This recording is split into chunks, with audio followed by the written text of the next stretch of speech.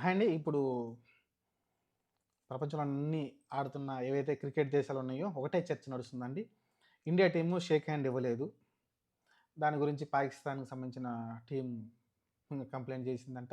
సరే అంత పెట్టేసి అది మ్యాండేటరా? అంటే ఖచ్చితంగా మ్యాచ్ అయిపోయిన తర్వాత షేక్ హ్యాండ్ ఇచ్చుకోవాలా అంటే, అది యాక్చువల్‌గా అది నియమమేం కాదంట. చాలామంది పెద్ద పెద్దలు మాట్లాడారు. చాలామంది ఎవరైతే ఈ క్రికెట్‌లో నిపుణులు ఉంటారో వాళ్ళందరూ కూడా చాలా చెప్పడం చూసాం. అక్కడ కూడా మనకి ఏదైతే ఆ రూల్స్ ఐసీసీ రూల్స్ ఏదో ఉంటాయో అక్కడ అది మ్యాండేటరీ కాదనేది క్లియర్‌గా అర్థమవుతుంది. ఎక్కడ కూడా ఖచ్చితంగా షేక్ హ్యాండ్ తీసుకోవాలనేది ఎక్కడ రాసి లేదంట.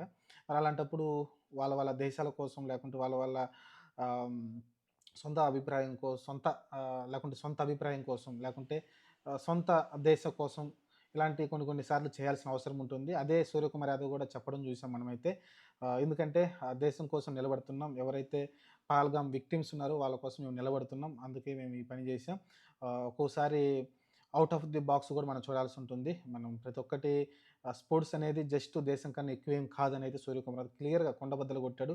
ఆ రోజు ఏదైతే పోస్ట్ మ్యాచ్ ప్రెజెంటేషన్‌లో మాట్లాడడం చూసాం. ఆ తర్వాత ప్రెస్ మీట్‌లో కూడా మళ్ళీ అదే ప్రశ్నకి సమాధానం కూడా చెప్పడం చూసాం మనమైతే. క్లియర్‌గా అతను చెప్పాడు. పహల్గామ్ విక్టిమ్స్‌కి మేము అండగా ఉంటాం. దాని గురించి మేము ఇలా చేశాం. కాపోతే బీసీసీఐ అలానే కేంద్ర ప్రభుత్వం తీసుకున్న నిర్ణయాన్ని మేము కట్టుబడి ఉంటాం కాబట్టి, ఐసీసీ టోర్నమెంట్‌లో మేము ఖచ్చితంగా ఆడాల్సిన అవసరం ఉంటుందని అయితే కూడా అది కూడా మాట్లాడడం చూసాం. ఓవరాల్‌గా వచ్చేసి ఇక్కడ తప్పిదం ఏమీ లేదు.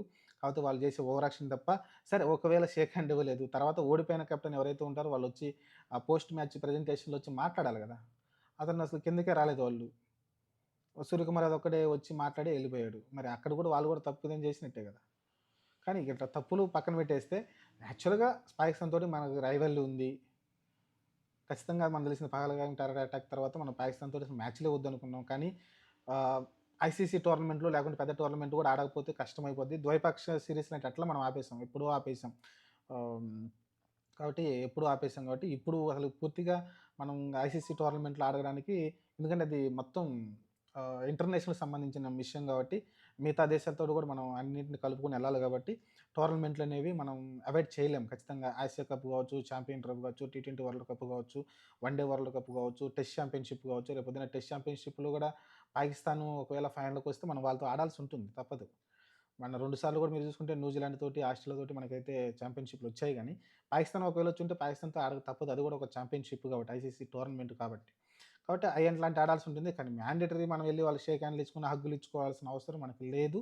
అవసరం లేదు. నిన్న చేసిన దాన్ని ఖచ్చితంగా సమర్థించాల్సిన విషయమే ఇండియా టీమ్ ఏదైతే చేసింది. అది క్లియర్‌గా మనకు క్లియర్ ఇండికేషన్స్ ఉన్నాయి. సెంట్రల్ గవర్నమెంట్ నుంచి కావచ్చు, లేకుంటే బీసీసీ కూడా క్లియర్‌గా నిర్ణయం తీసుకుంది. ఐసీసీ టోర్నమెంట్‌లు మనం అవాయిడ్ చేయడానికి లేదు. ఖచ్చితంగా ఆడాలని. ఇది మటుకు ఒక క్లారిటీ అయితే ఉండాల్సి ఉంటుంది. చాలామంది ఈ ఏదైతే ఇదేందో బాయ్‌కట్ చేయాలనుకున్నారు. కానీ అక్కడ చూసుకుంటే మీకు ఆల్మోస్ట్ ఆక్యుపెన్సీ ఇండియన్సే ఎక్కువొచ్చారు అక్కడికి స్టేడియంకి. కాపోతే మరి టీవీలో జూసేవాళ్ళు మరి ఆ రేటింగ్స్ ఎలా ఉన్నాయో నాకైతే ఐడియా లేదు గానీ మరి ఎంతవరకు చూడకుండా ఉన్నారో. నేనైతే చూసాను మ్యాచ్. నేను రివ్యూ గూడా పెట్టాను. సరే ఏదేమైనప్పటికైతే ఆ గెలుపు గూడా జూసాం గదా మనం. ఆ గెలుపు మనకి ఎంత అవసరమో జూసాం. చిత్తు చిత్తుగా ఓడించేసాం. ఓవరాల్‌గా వచ్చేసి ప్రతి ఒక్క దాంట్లో మనం పై చేయి సాధించుకుంటూ వస్తున్నాం పాకిస్తాన్ టీమ్ పైన కాబట్టి చూద్దాం. ప్రస్తుతానికైతే ఈ షేక్ హ్యాండ్ అయితే అంత మ్యాండేటరీ కాదండి. వాళ్ళు సోదేవరం, సోది కహానీలు తప్ప ఏం లేదు. అదేందంటే ఒక్కోసారి మీరు చూసుకుంటే మిగతా మిగతా ఏదైతే మన గేమ్స్ ఉంటాయి గదా! మీకు ఫుట్‌బాల్, సాకర్ గేమ్ ఉంటుంటది. ఫుట్‌బాల్, హాకీ లాంటిది గేమ్స్‌లో మీరు చూసుకుంటే ఇంకా ఎక్కువ రైవల్రీ ఉంటది. ఫుట్‌బాల్‌లో చూసుకుంటే మీరు ఇంకా దారుణంగా అరుచుకుంటారు, తిట్టుకుంటారు, బూతులు తిట్టుకుంటారు ఆ గేమ్స్ అయితే. అలాంటప్పుడు ఏమవుద్ది ఇంక మ్యాచ్ అయిపోయిన తర్వాత కొంతమంది షేక్ హ్యాండ్ ఇవ్వరు. షేక్ హ్యాండ్ ఇవ్వకుండా కొన్ని కొన్ని సార్లు అవాయిడ్ చేసి ఎళ్ళిపోతుంటారు ప్లేయర్స్. కాబట్టి అది మ్యాండేటరీ కాదు. కాకపోతే అది ఒక ఫార్మాలిటీ. అంతే ఒక ఒక ఒక ఒక అంటే మంచి వాతావరణం కల్పించడం కోసం ఆ షేక్ హ్యాండ్ తీసుకుంటారు అంతే. ఆ తర్వాత ఏందంటే మళ్ళీ ఫ్యూచర్‌లో మళ్ళీ వాళ్ళతో కలిసి ఆడాలి కాబట్టి, ఆ రైవల్‌రీ అలా అప్పటి వరకు ఆ క్లోజ్ అయిపోవాలని షేక్ హ్యాండ్ తీసుకుంటారు. అంతేగాని అది మ్యాండేటరీ కాదు. ఖచ్చితంగా షేక్ హ్యాండ్ తీసుకోవాల్సిన అవసరం లేదు. ఈ షేక్ హ్యాండ్ గోల ఎక్కువవుతుంది. ఇప్పుడు ఇండియాలో గాని, ప్రపంచవ్యాప్తంగా ఎక్కువ ఇదే జరుగుతూ ఉంది. ఇండియా ప్లేయర్స్ మరి ఇంత ఇట్లా ప్రవర్తిస్తున్నారు ఏంటనేది. అది మనం గదా! మనం మనం గదా బాధించబడింది.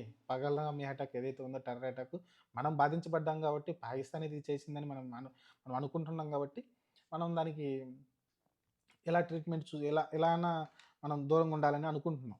మరి రాసి పూసుకొని తిరగాల్సిన అవసరం లేదు గదా! కాబట్టి ఆహ్, చూద్దాం మరి. ప్రస్తుతానికైతే దీనిపైనైతే వాళ్ళేదో కంప్లెయింట్ చేశారంట. ఆ కంప్లెయింట్ ఎందుకు పనికిరాని కంప్లెయింట్. అలానే మన రెఫరీ ఎవరైతే ఉన్నారో అతన్ని గూడా మార్చాలనైతే మాట్లాడారంట. మరి ఐసీసీ పెద్దలు ఎలాంటి నిర్ణయాలు తీసుకుంటారో చూడాలి. ప్రస్తుతానికైతే ఈ షేక్ హ్యాండ్ అయితే అంత మ్యాండేటరీ కాదండి. ఖచ్చితంగా తీసుకున్న రూల్ అయితే ఏం లేదు. ఐసీసీ ఎక్కడ రూల్స్‌లో గూడా ఎక్కడ లేదు. కాబట్టి దాని గురించి పెద్ద చర్చ అవసరం లేదనిపిస్తుంది నాకైతే.